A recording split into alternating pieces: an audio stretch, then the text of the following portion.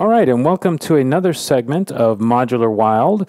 This one is called Patch It, and what we're going to do in this segment is, without any preparation whatsoever, we're just going to try and patch as much as we can, fill the 8 inputs available to us over 2 different mixers in our setup, and just go in, no plan, like I said, whatsoever. So I have no idea what I'm about to do. I do want to say just in advance that I'm not exactly planning on necessarily using this over here, MIDI CV to CV module, but who knows.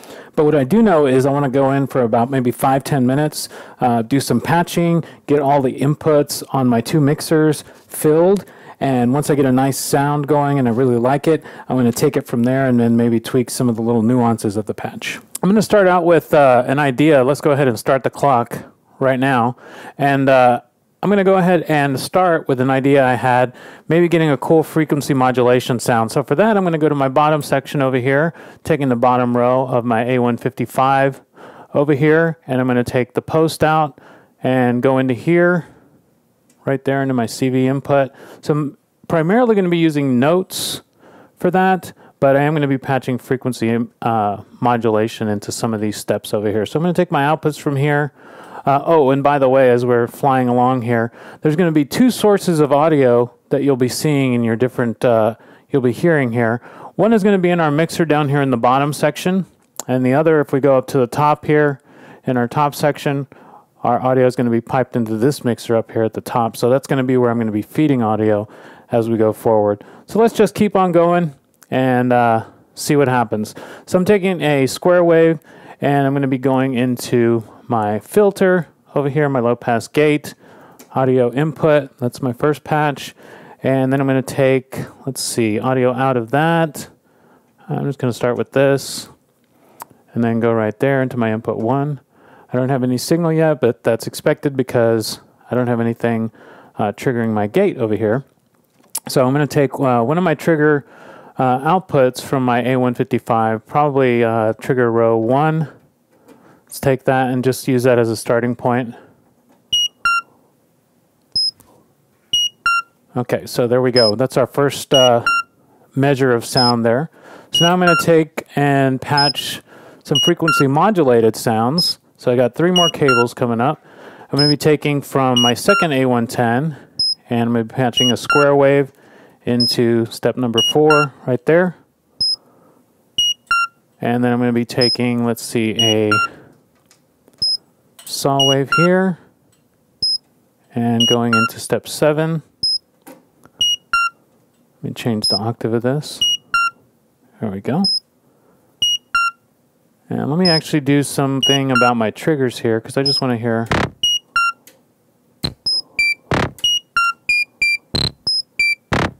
What I have so far.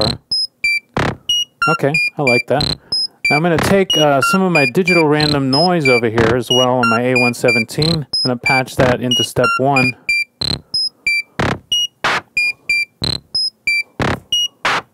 Okay, so we're off to a good start so far. Now, let me go to my top section up here, because I know I wanted to use my A149 random controlled voltages. So for that, I'm going to need to trigger it with something. So I'm going to go with my A147 in my bottom section down here. And I'm just going to, actually, I'm going to take that back because I might need to use that a little bit later. Let me get a longer patch cable. And then I'm going to start over here my clock out from my A154. Go up into the top section, clock in, up here at my random control voltages. Got a little bit of activity. Got some random notes. So now I'm going to take that output, and I'm going to actually take it and let's just go right into our tapped BBD module over here, because he might want to get in the game here soon.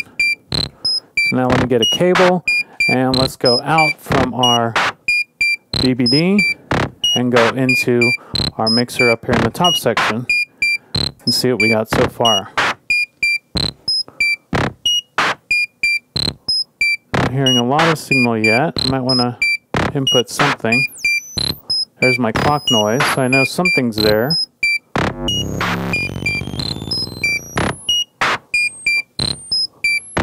I got a little bit of activity. So now I want to take maybe some kind of frequency signal, high frequency.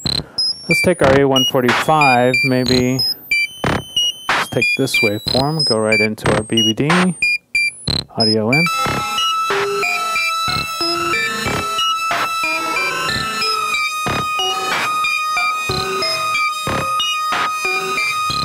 Bring my mix down a little bit. All right, we got some movement here. All right, now we're going to take some random noise. And I'm just going to take some white noise, and I'm going to feed it into this extreme filter over here, the A106. Let's go into our low pass in. There we go. And then I'm going to take the output of that, and I'm going to go up into my mixer. So here we go, output.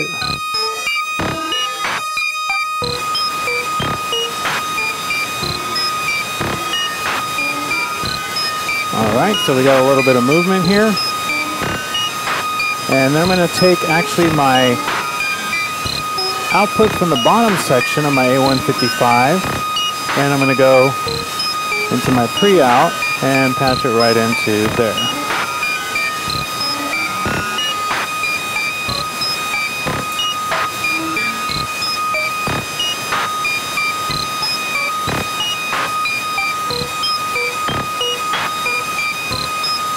All right, so we got some nice little movement here. We still have some ground to cover as far as filling some of the inputs in our two mixers, but I think we'll be able to do it. And let's keep on going until we patch as much as we can. So I'm going to take the post out as well from, let's see, the top section of the A155, and then patch it into CD number 3 over here just for the heck of it. So that's actually our noise being output up here.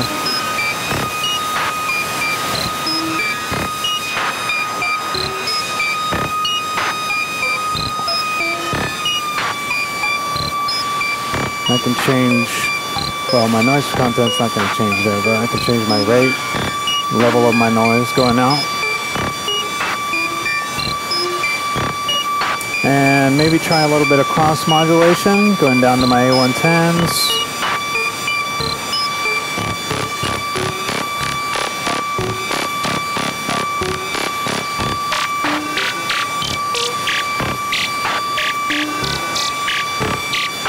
Okay, now let's get a little bit more modulation going on here.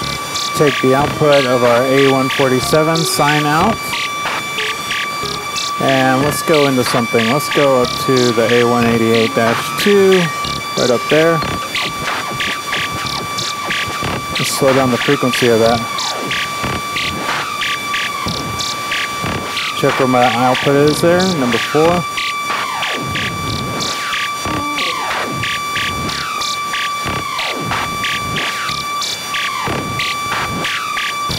Now my other A147 waveform, I'm going to actually take the saw down from there. I'm going to try and, let's see, let's modulate CV input number 2 of my gate over here.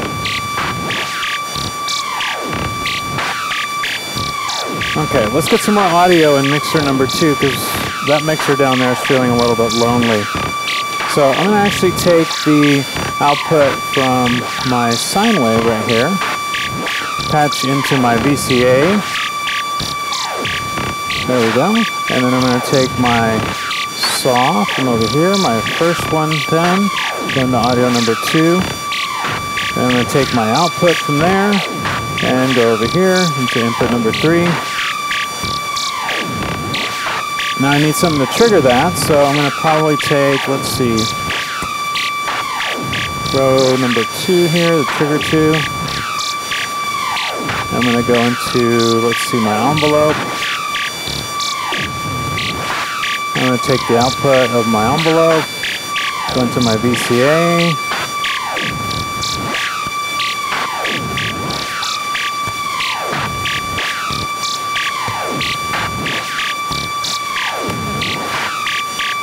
There we go.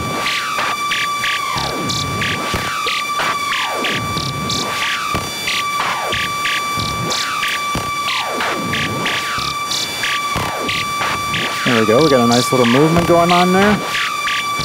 Alright, now let's take our pre-out from our A155, go into the quantized CV input here. I'm not exactly sure what I'm going to be doing with this, but I'm going to figure something out here in a moment. I'm going to take my CV output from here, and let's just go into our second A110 over here, which is actually frequency modulating.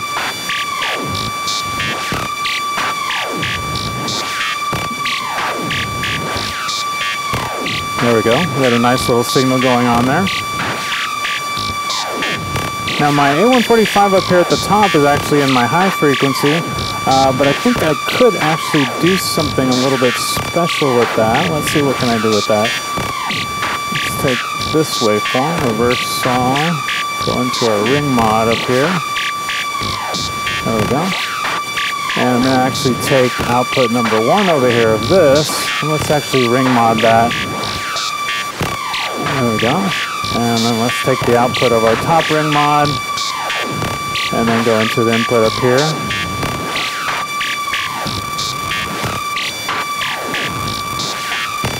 So now we're thickening up our sound a little bit. Now why don't we take our gate output from our A155, patch into the A140 down here.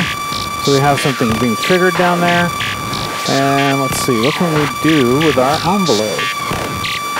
What do we have free here? Let's take our output of our envelope and go over to our LFO. Just maybe change a little bit up here. A147. Things might get a little bit strange here. Bring up my CV. I may actually want to switch to this in the medium setting over here.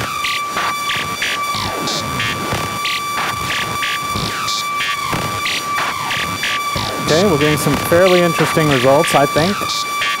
Let's see, what else can we patch up here? I still have a few A110 outputs free, so why don't I take, let's see, triangle wave out into the top ring mod. And then maybe even take my output 2 over here and go into the YN of my ring mod here. And then take the XY out, or my ring mod out, right up here.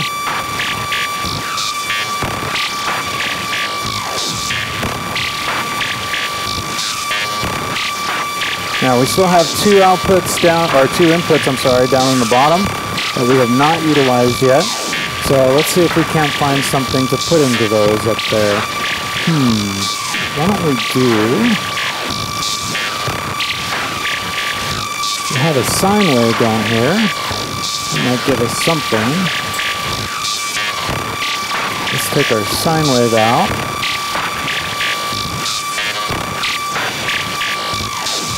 There we go. And let's actually do something with this. Where can we patch this? Let's go into here. A voltage controlled resonant filter. Then we'll take the output from there, grabbing into my other cables. Take my mix out, and go down into input 4.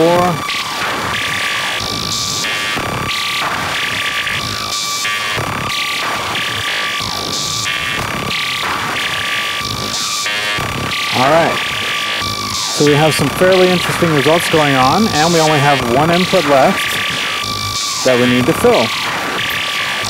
Now what can we put in that last one? That's the big question here. Well, you know what we could do is actually create a bit crush going on in our sample and hold and use that. So we'll only take a triangle out and go into our, let's see, sample in right there.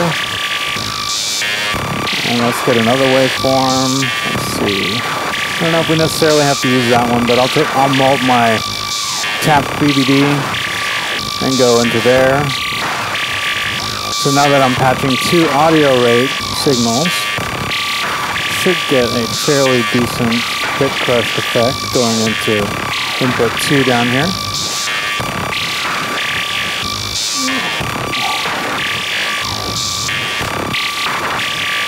And that's the basic setup.